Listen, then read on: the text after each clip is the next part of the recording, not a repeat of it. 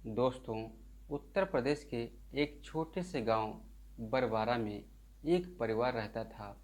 ठाकुर परिवार। परिवार बड़ा था। दो भाई, एक बहन और माता पिता। बड़े भाई का नाम था रघुवीर सिंह, जो पढ़े लिखे, सख्त लेकिन जिम्मेदार आदमी थे। छोटे भाई धर्मवीर शहर में नौकरी करते थे और रघुवीर सिंह की पत्नी यानी घर की बड़ी बहू थी, जिसका नाम होता है सविता देवी। दोस्तों, सविता गांव की सबसे सुंदर और संस्कारी औरत मानी जाती थी। उसका चेहरा सीधी नज़र में सादगी का उदाहरण था, लेकिन उसकी आंखों में कुछ ऐसा गहराई थी जो किसी को भी अपनी तरफ खींच लेती थी। शादी को 5 साल बीत चुके थे, लेकिन बच्चे नहीं थे। घर के लोग इस बात को लेकर अक्सर सविता को ताने देते थे और रघुवीर भी अब उसे कम याद करता था, कम उससे बोलता था। सविता के चेहरे की मुस्कान धीरे धीरे दोस्तों मुरझाने लगी थी। दोस्तों, उसी साल धर्मवीर शहर से छुट्टी लेकर गांव आया था। उसके साथ उसका बेटा अमित भी आया था, जिसकी उम्र करीबन 22 साल होती है। वह लंबा, गोरा और हंसमुख और पढ़ाई में तेज। बचपन में जब शादी हुई थी उसकी सविता की, तब अमित बहुत छोटा था, शायद 10 साल का। तब वह चाची चाची कह के पुकारता था और थकता नहीं था। दोस्तों, अब वही अमित बड़ा होकर जवान हो गया है और जब वह बरामदे में पहुंचा, सविता ने जब पहली बार उसे देखा तो कुछ देर तक उसे देखती ही रह गई। अरे तू तो बिल्कुल बदल गया है, उसने मुस्कुरा कर कहा। अमित ने झुककर पैर छुए। कैसी हैं चाची? बस तेरे आने से सब कुछ अच्छा लग रहा है, सविता ने जवाब दिया। लेकिन उस जवाब के पीछे एक अजीब सी धड़कन थी, जिसे उसने खुद भी महसूस किया था। दोस्तों, आइए जानते हैं इस पूरी घटना के बारे में। दोस्तों, आपसे एक ही रिक्वेस्ट है, अगर आपने हमारे चैनल को सब्सक्राइब नहीं किया है तो हमारे चैनल को सब्सक्राइब जरूर कर लें और हमारा वीडियो किस शहर से देख रहे हैं कमेंट में ज़रूर लिखें।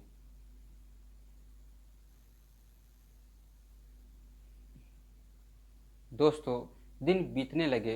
अमित गांव में रहने लगा, खेतों में मदद करने लगा। सविता सुबह सुबह चाय बनाती और अमित हमेशा वही चाय पीने आता था उसके घर। दोनों के बीच बातचीत बढ़ने लगी थी। अमित अपनी पढ़ाई, अपने सपने और शहर की बातें उसको बताया करता था। सविता को उसकी बातें सुनना अच्छा लगता था। उसे लगता था कि कोई तो है जो उसकी बातों को ध्यान से सुनता है। कुछ ऐसा जो रघुवीर के साथ अब नहीं हो रहा था, वह अपने भतीजे के साथ कर रही थी। दोस्तों, एक दिन सविता ने पूछा, शहर में तेरी कोई दोस्त तो है क्या? अमित मुस्कुराया। दोस्त तो है, पर कोई अपना नहीं। वह कहती है, अपना कौन? जो दिल में जगह बना ले, जैसे आप। वह चाची से ऐसे बातें करता है। सविता चौंक गई। उसके गाल लाल हो गए। उसने बात टालने की कोशिश की। तू भी है ना, बहुत मजाक करता है। लेकिन उस रात सविता बहुत देर तक सो नहीं पाई थी। उसके भीतर कोई अनजान सी बेचैनी उठ रही थी। क्या यह सिर्फ मजाक था या कुछ और था? वह मन ही मन उसकी चाची रात में लेटी हुई ऐसा ही सोच रही थी। गांव में गर्मी अपने चरम पर थी। एक दिन रघुवीर खेत गए थे और सविता आंगन में कपड़े सुखा रही थी। अमित वहीं से गुजरा। हवा चली और सविता की साड़ी का पल्लू उड़ गया। अमित ने नज़र झुका ली, पर सविता की आंखों में उसे कुछ ऐसा दिखा, लज्जा नहीं, पर एक ऐसा खिंचाव दिखा जो वो समझ चुका था। दोस्तों, धीरे धीरे दोनों की नज़दीकियाँ बढ़ने लगी थी। अमित कभी कभी रसोई में मदद करने के बहाने चला जाया करता था। सविता उसे टोकती थी, पर उसके चेहरे की मुस्कान सब कुछ कह दिया करती थी और सविता को भी अच्छा लगता था जब वह उसकी मदद करता था। एक शाम बारिश हो रही थी। रघुवीर शहर गए हुए थे। सविता बरामदे में खड़ी बारिश देख रही थी। तभी अमित पीछे से आ जाता है और पकड़ लेता है। बारिश में भीगना अच्छा लगता है। हाँ, बचपन से सविता ने ऐसा कहा था अपने भतीजे से, तो आज भी बचपन की तरह भीग लीजिए। अमित ने मुस्कुरा कर कहा और वहाँ से बारिश में भीगने के लिए निकल जाता है। दोस्तों, सविता कुछ देर देखती रही, फिर कदम बाहर रख ही दिए। दोनों हंसते हुए बारिश में भीगने लगे थे। तभी अमित ने उसका हाथ थाम लिया। सविता ने झटका देने की कोशिश की, पर देर हो चुकी थी। दोनों की आंखें दोस्तों मिल चुकी थी। उस पल में कुछ ऐसा था जिसे शब्दों में बांध पाना बहुत ही मुश्किल है। दोनों ने खुद को रोकने की बहुत कोशिश की, पर दिल दोस्तों उन दोनों के नहीं मानते हैं। वही काम कर बैठते हैं जो उन्हें नहीं करना होता है। दोस्तों, आपस में दोस्तों वो ढंग से मिलने लगते हैं। अगले दिन सविता ने खुद को आईने में देखा। उसे खुद पर शर्म भी आ रही थी, पर साथ ही एक अजीब सुकून भी था। वह सोच रही थी, जो मैंने कल भतीजे के साथ में किया था वह गलत तो था, मगर कितना सुकून था। अमित अब पहले से ज़्यादा ही उसका दोस्तों ख्याल रखने लगा था। पानी देना, खेत के कामों में मदद करना, यहाँ तक कि उसे हंसाने की कोशिश करना। लेकिन गांव की निगाहें सब कुछ दोनों की हरकतों को देख रही थी और समझ रही थी कि वो दोनों आपस में कितना मिल रहे हैं। बाहर भी आना जाना दोनों का साथ साथ रहता है जब सविता का पति बाहर चला जाता है। दोस्तों, एक दिन पड़ोसी महिला ने ताना मार दिया, सविता भाभी, अब तो तुम्हारा भतीजा बड़ा हो गया है, लगता है तुम्हें भी जवान कर देगा। ऐसा वह ताना मारती है उस अपनी भाभी को। दोस्तों, यह सब बातें सुनकर सविता का चेहरा उतर जाता है। उस दिन उसने अमित से बात तक नहीं की। शाम को जब अमित आया, उसने पूछा, क्या हुआ चाची, नाराज हैं क्या हमसे?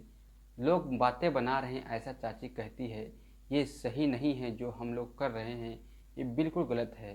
तो क्या लोगों के डर से हम अपनी सच्चाई छिपा लेंगे?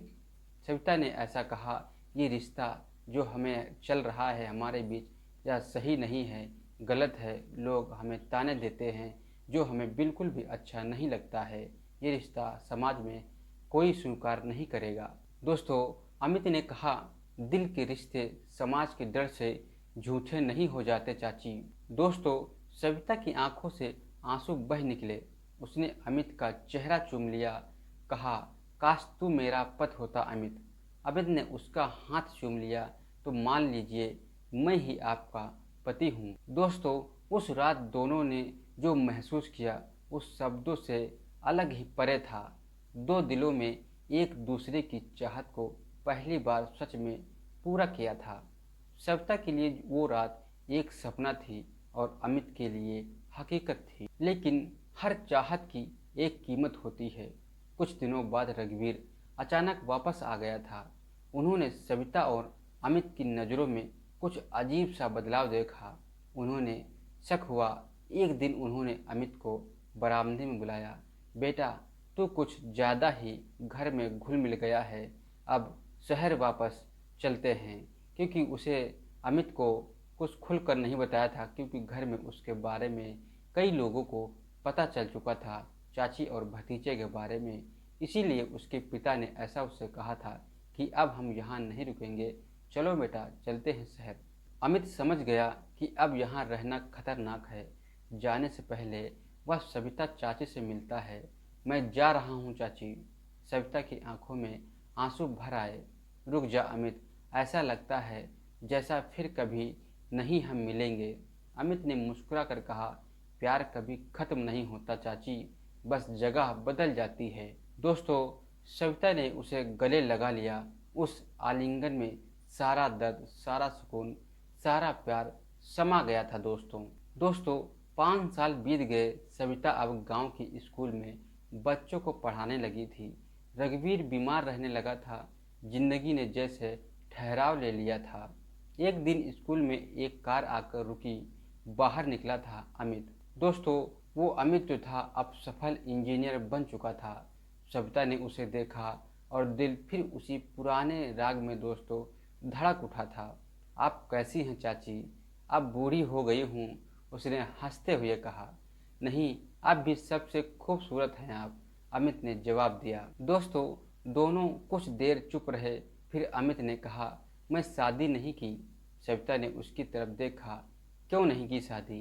क्योंकि मेरा दिल तो बरबरा गांव में ही रह गया था, आपकी आंखों में, ऐसा अमित कहता है सविता से। दोस्तों, सविता की आंखें भर आई। उसने कहा, तूने मेरी चाहत को पूरा किया अमित, लेकिन अब हमारा रिश्ता सिर्फ यादों में ही रहना चाहिए। अमित ने सिर झुकाया। यादें भी कभी कभी जिंदा लगती हैं चाची। वो चला गया, लेकिन सविता की आंखों में आंसू और मुस्कान दोनों थे।